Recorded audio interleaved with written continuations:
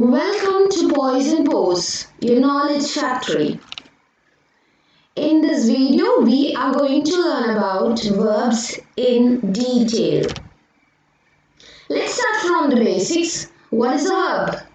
Verbs are doing words or action words.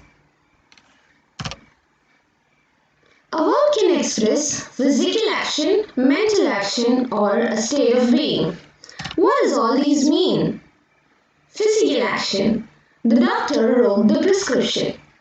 Here it talks about the doctor writing the prescription, which expresses his physical action. The physical action is involved inside. So, the doctor wrote the prescription expresses about the physical action, which is a verb.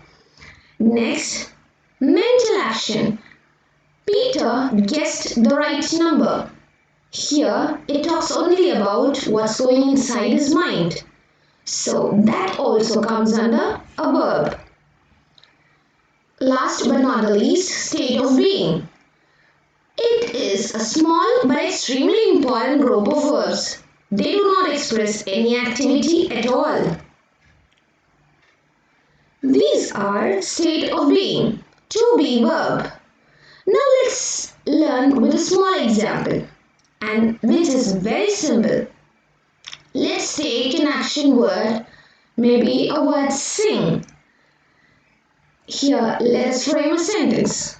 I, which is a subject, was singing, which is past tense. So the word was will come under a verb. I am singing is a present tense.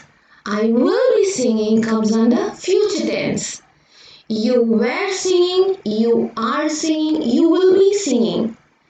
These are the words which comes under verbs to be. Was, am, will be, are and is.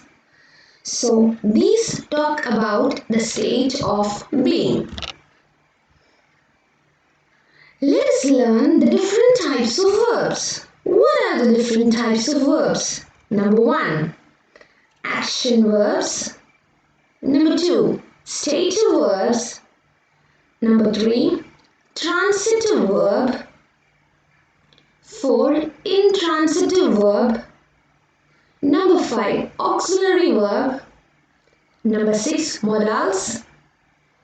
Number 7, phrasal verb. Number 8, regular verb. And the last, irregular verbs.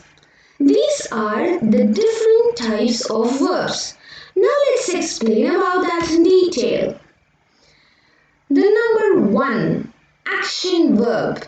An action verb expresses an activity that a person or a thing can do. For example, Lee eats cake. Here it is talking about eating a cake. An action is performed. So, eat comes under action verb.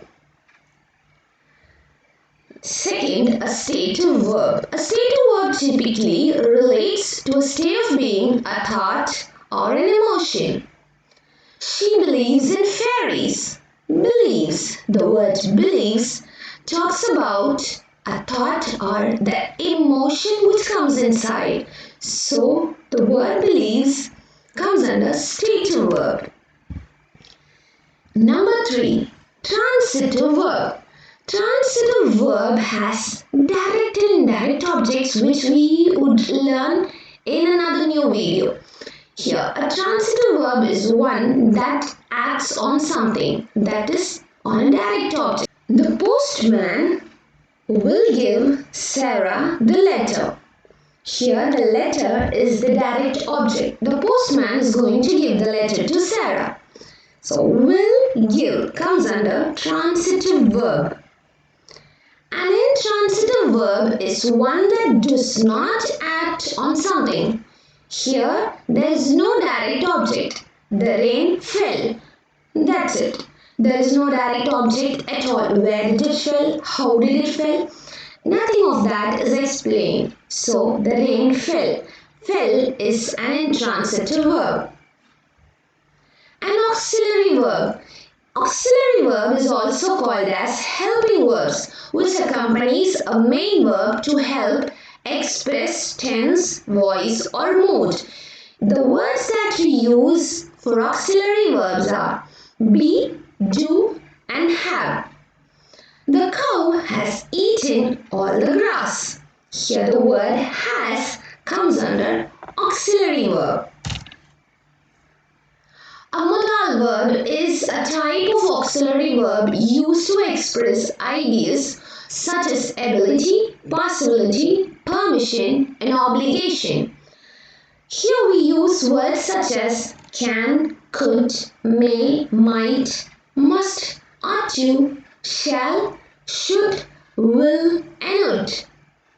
Let's try one of these words in the example given below. It's snowing, so it must be very cold outside. The word must be is a modal.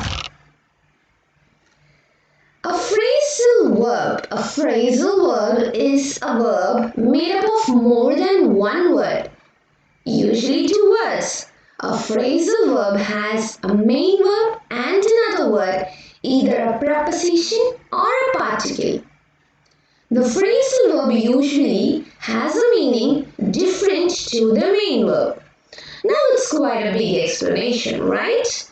Let's see an example and make it simple. A burglar will often break a window to break in.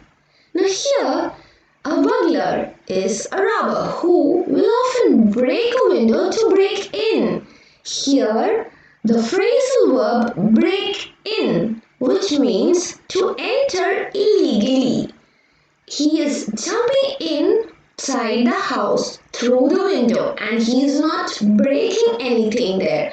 So it is entering illegally and not breaking the window. So break in is a phrasal verb. Let's see what a regular verb is. A regular verb is one that forms its simple past tense and its past participle by adding ed or d to the base form of the verb. Regular verb love. The simple past tense of it is loved and the past participle is has loved. The same way hate. Hated has hated. Move, moved has moved. So here for regular verbs, we will change it to simple past and past participles by adding ed or d to the base form of the verb. Irregular verbs. Irregular verbs is one that does not conform to this ruling. Now here you do not use the same verb to change it to simple past and past participle.